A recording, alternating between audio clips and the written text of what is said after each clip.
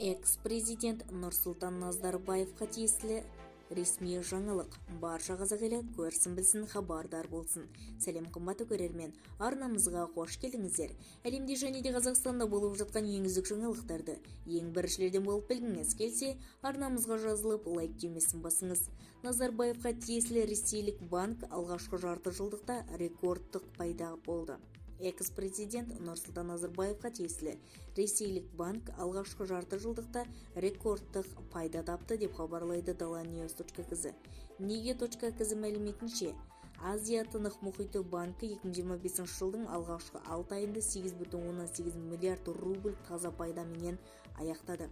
Бұл есеп бойынша 57,4 миллиард теңге. Жалғыз акционер Назарбаев қоры әзірге дивиденд алмай отыр. Соның нәтижесінде банктың бөлінбеген пайдасы 29,36 миллиард рубльге немесе 191 миллиард теңгеге жеткен.